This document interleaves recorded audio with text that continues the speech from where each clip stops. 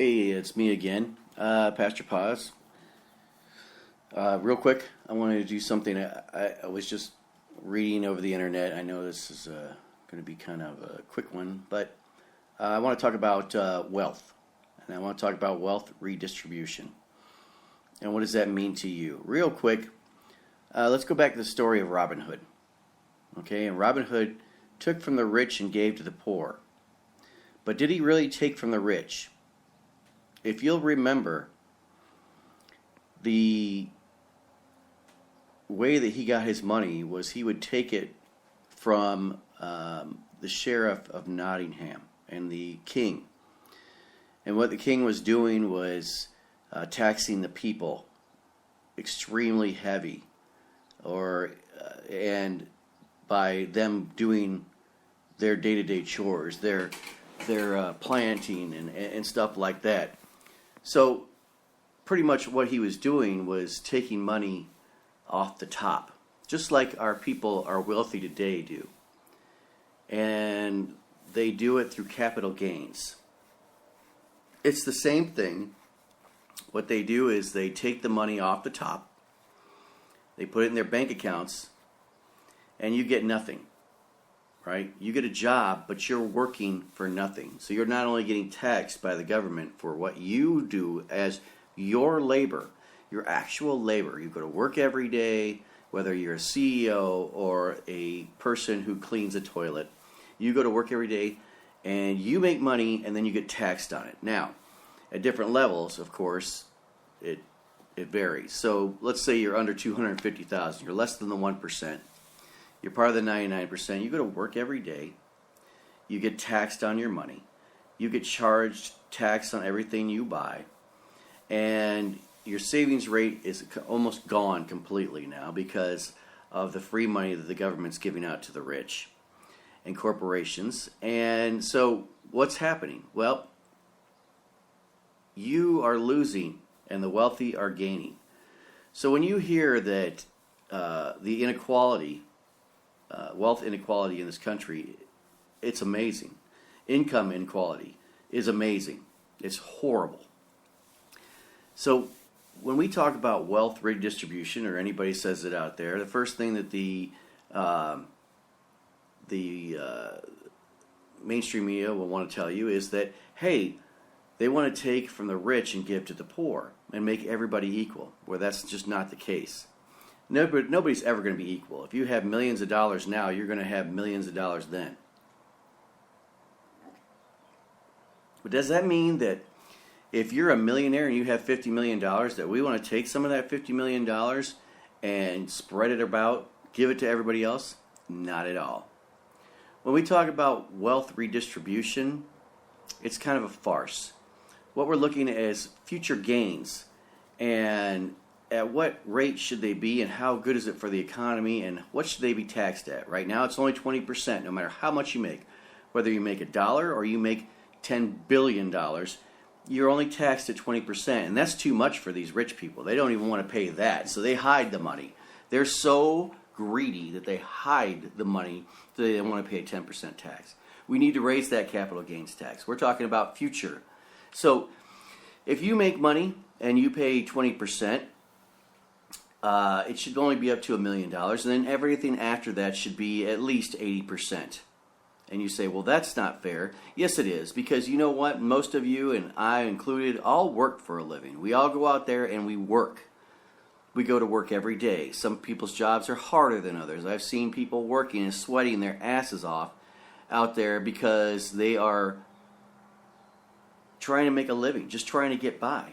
And everything is costing them. And what they're making, they're having to pay just for their shelter, for their transportation, for their food. And they're trying to get ahead, but it just doesn't help. And it doesn't matter how much education you get. That's even worse. If we were to actually give free college away, think about it. The repercussions are going to be huge. It wouldn't be that we would have a lot of people with degrees out there getting good jobs. That's not the case. We would have an overflow, a surplus of people with degrees, and they would use those people like eating chocolate, one right after another, and then it would be gone. The jobs will be gone. They would get paid less, and the rich would make even more, and that's fine for them, right? Because then they're going to get people with some education. Now, the person on the floor who's sweating and toiling has a degree, but he's not making any more money because they don't need to make any more money. They don't want you to make any more money. We need to say, hey, look, if you're going to sit on your butt and you're going to own these companies and you're going to influence the way politics happens, the way business is done, right, for your own personal gain, look, you're going to kill the economy. Eventually, the economy will crash. It has to. No matter how much free money we keep throwing at it, it will eventually crash. We need stabilization. We need to stabilize the economy by people making more money, or at least making enough to get by so that they feel like they have wealth. They feel like they can live without any pressure. They can feel like what they do every day matters and that they can give to themselves and to their children, and they don't have to suffer under the weight of debt, under the weight of inflation. They just want to live. Most people just want to live. They want to enjoy life without that pressure. And the rich don't want you to feel that because they want you to feel that pressure, so you're forced to work for nothing just so that you can survive. So we need to change that. And the whole thing is to keep the economy going, to keep the world economy going, to take the pressure off of us, take the pressure off the environment, to calm things down a little bit, would mean redistribution of future gains, not of current wealth. So if you're a millionaire, you can breathe a sigh of relief. Nobody wants your money. You're still going to be rich, right? But you're not going to be able to make billions of dollars off the billions of dollars you already have. It has to go back into the pot, right? Because you didn't actually do anything for it. You sat on your butt, and your rich friends with your hyper trading did this, and your free money from the government. You're taking your slice off the top before it even does any good for the masses, and that's the whole point of these QE3s, these quantitative easings. These are supposed to be helping the economy. And yes, we got a crap load of jobs, right? There's a crap load of jobs, but people aren't making any money. They're just not. They're keeping costs low.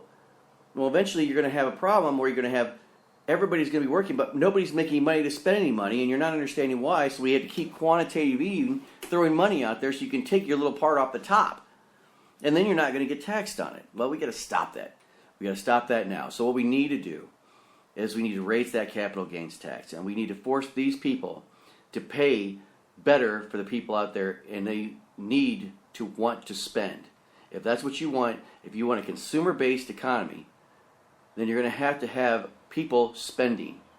And in order for do that, they have to spend more than they do, or spend more than on their car, their apartment, their food. They need to be able to spend more than that, right? Or it's just all going to go downhill because they're being overtaxed themselves and you're being undertaxed. So think about it like this. If you're rich, you're going to be rich. If you have millions of dollars, you're going to be able to live lifetimes on that money. If somebody told you today, tomorrow, or today that tomorrow you're going to be taxed 100% on everything that you make or anything that your money makes. It's not you. You're not actually doing it. If you're working, you should keep that money because you actually put in the labor for it. But if your money is making money for you, right? If you're making $3 million in the next year because your money's in investments, and the following year they say, look, you got $3 million. You got so much money right now that you could live lifetimes based on that. And in order for the economy to keep going, we're going to have to tax you at 100%. Or let's not even go to 100%. Let's say we're going to tax you at 90%. So if you make $1 million, we're going to tax you at $900,000. You could keep your $3 million and your $100,000 you made, and that's all yours. So now you have $3,100,000. And you can continue to use that $3 million for future investments. But we need to take that $900,000 that you didn't work for and put it back into the economy, which means the government will take that and they will put it toward jobs. And they'll put it back in toward loans for small businesses so that we can get people the opportunity. and we are going to take that money and take it out of the economy because, look, we're having to give it away free right now. The money is free to you.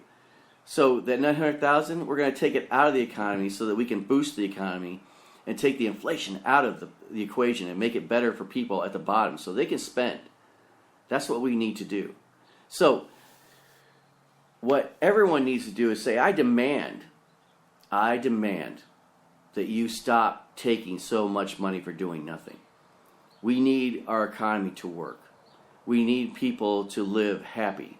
We don't want people to be anxious, committing suicides. We don't want people to be anxious to steal, to go to the dark side and join gangs or shoot people. We don't want people to have to want a gun. We want people to enjoy life and mind their own business. That's what we're looking for. We don't want to have to protect what little we have, what we think we have to protect, and start saving all these food and waiting for the end times because it's all going to blow up in our face. It's all going to blow up in our face because you continue to take money that's not yours. So we go back to Robin Hood. Robin Hood stole from the rich and gave to the poor. But he didn't really. He was redistributing so the people could still afford to live. Right? The king was still rich. The sheriff was still rich. He still got part of his stuff somehow, and he continued to. It's just that a portion of it was taken finally by somebody who said, look, the rest of the people can't live. They're not going to be rich with what I take for them. They're just going to be able to get by. So we need to start thinking like that. All right, I'm sorry to bother you again, but I thought, man, this is just getting out of hand. We need to do something with our economy. So, again, have a great weekend. I'll probably get on tomorrow and have a short conversation with you. But I just hope you think about that and think about, man, what do we really need to do? What do we really need to do? And it's all about money. It's about the economy, stupid. It's about the economy, not about the rich. Hey, have a great day.